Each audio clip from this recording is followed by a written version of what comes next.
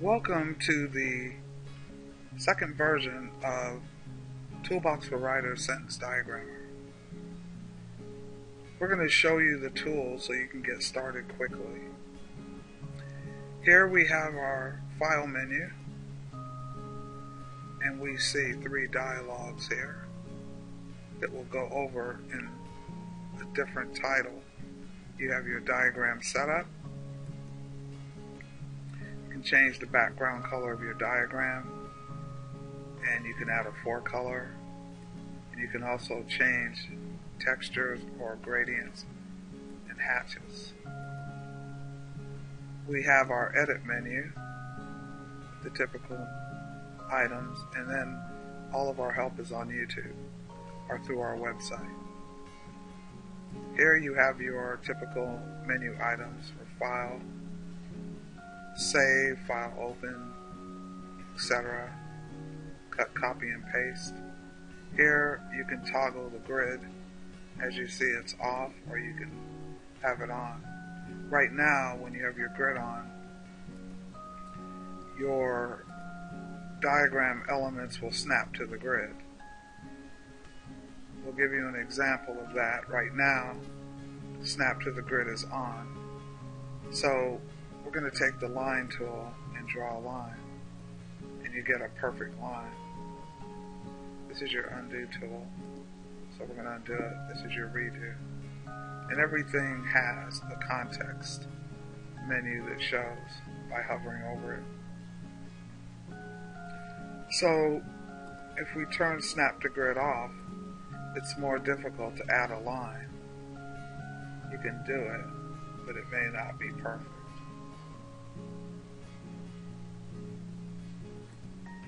Here we have our nudge tools. This allows you to nudge anything you put on the diagram by 1 pixel at a time, according to the directions depicted by these arrows.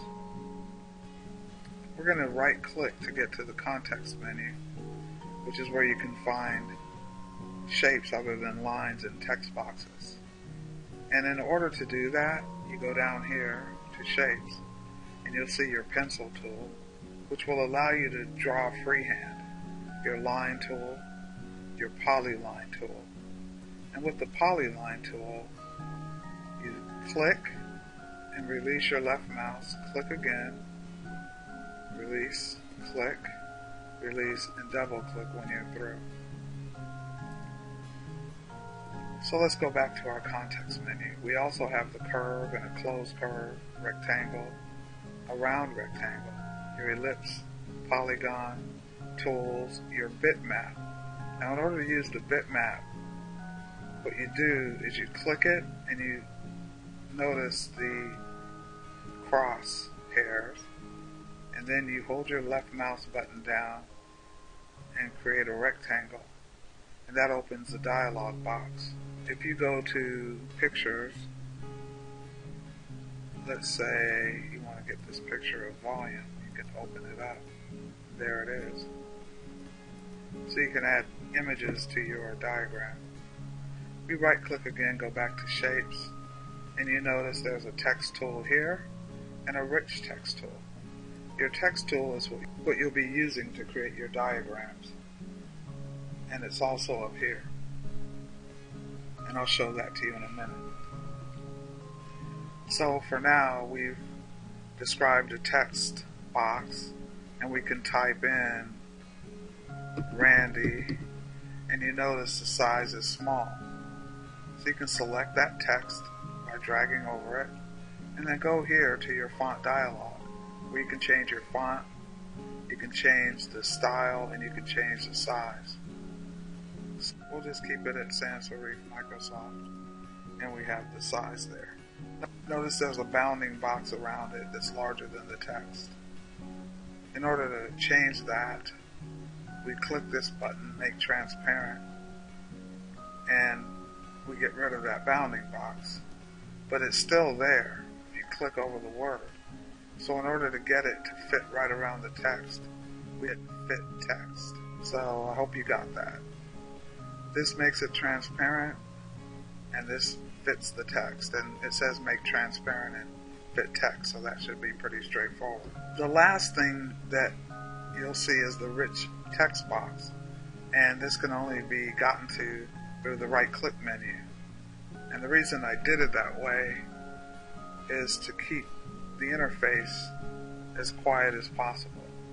Making it too busy seemed to confuse people. So when you click rich text, you go ahead and just create it by dragging with your left mouse button. Now the unique thing about this is that you can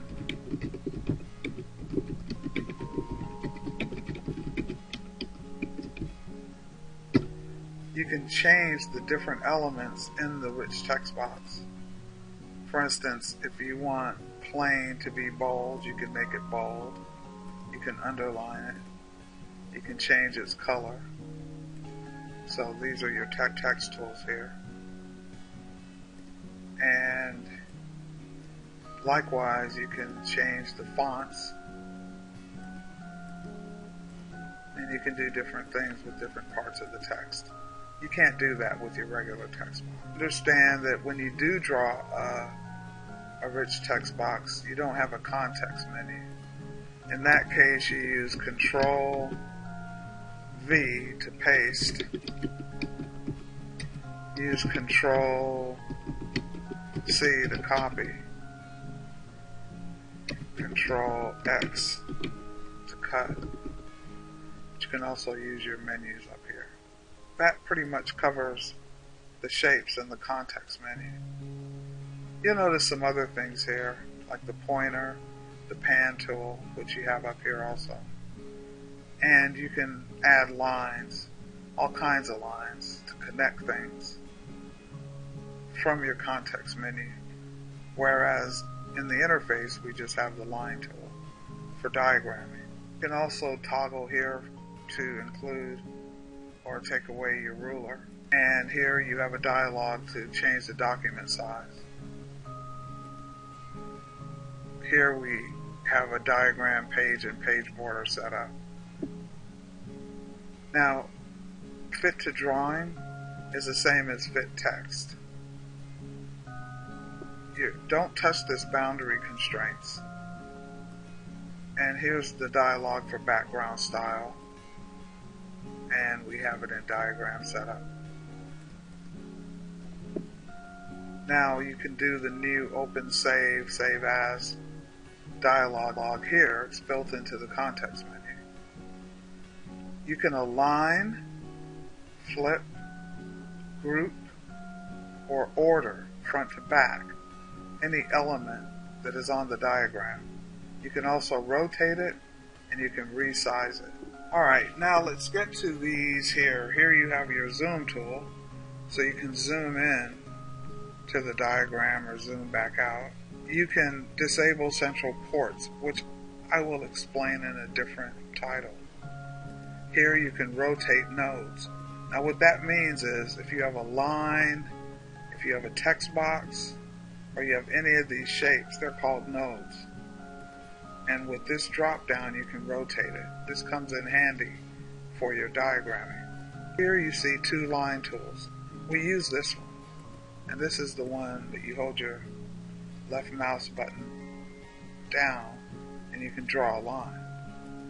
But here we've added a drop down for your convenience, so you can just add a line automatically.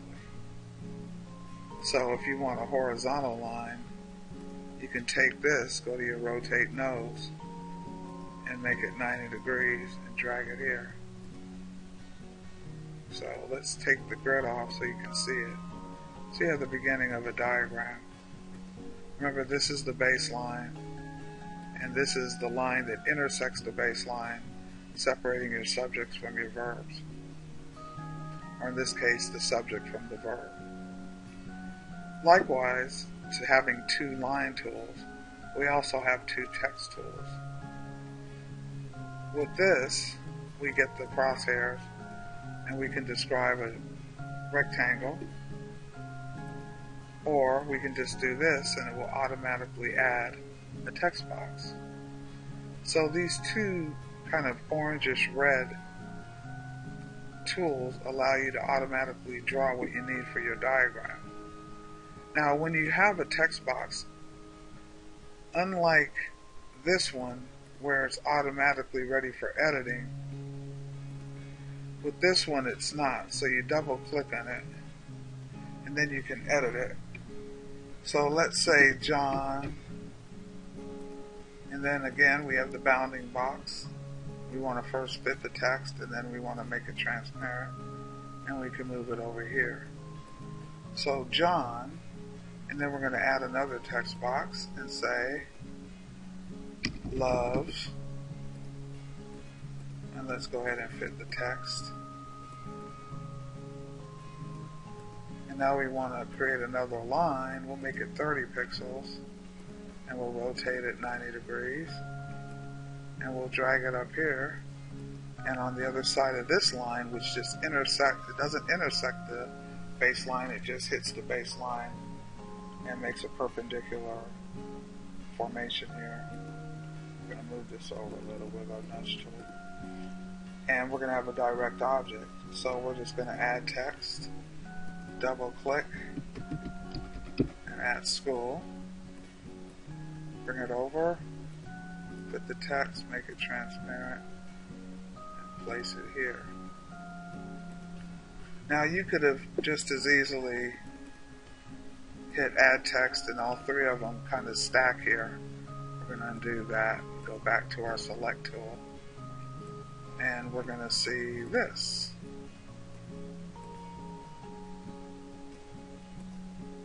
Let's erase that one. And I'll double click and say John, and then I'll double click and I'll say loves, and I'll double click here and say school.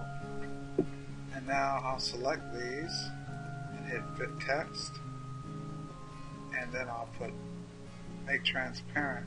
So what you see this tool does is it allows everything on the diagram to become transparent. So I could have quickly made these three parts of what would go in the diagram. Now, let's say we put these here. Let's pretend there's a baseline and our intersecting line and our direct object line here. We can select all three and then right click, and we can go here to align, and we can align the bottoms so they're even. We can likewise select school, hold down the control key, and then right click, go to align, and align bottom again, and these are aligned. Now these are our nudge tools, and they allow us to move these nodes by 1 pixel as we said earlier. You can also use your keyboard arrows, but you're going to notice that you're going to move a lot more at a time. Now, we also equip you with a spell check and an editor. If you click editor, it takes a minute to come up. And sometimes it shows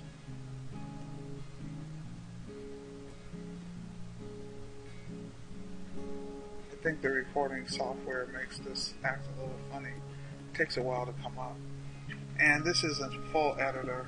You can open documents here and play with them before you put them in your diagram if you want. You have your menu items, you have your text tools, you can insert tables, etc. You can do a lot of things, add line numbers and breaks. You can create drafts, print out documents. You have a spell checker built in.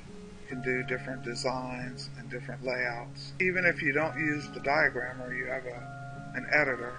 So we've gone over the basic tools of the sentence diagrammer, so you can get started. Our next title will cover the built-in items here in the palette. We have 3 different palettes for the diagrammer, and a lot of these have things already formed for you, and you can just double click in these. This gets kind of tricky because once it gets into the palette, it's grouped. So while you can, if you're going to use this exact format, you can use it in your diagram, but of course here we have something different than we have here. So what you want to do is right click and go down here to grouping, and it's a little below the camera view, so I'm going to take this up and right click so you can see grouping, and you can ungroup it. Now I would suggest making sure that you try to circumscribe everything with your mouse in order to move things, because once you ungroup it, things are a little different. So you may want to use this in a diagram, you may not want that.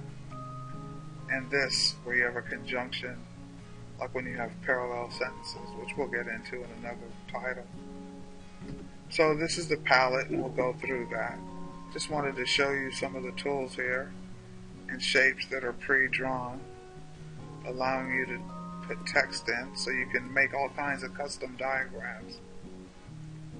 And here's a second shape palette, third, and these are standard for making flow diagrams. So yeah, we pretty much covered most of the tools in here, and we'll cover specific things in future titles. Thank you for watching.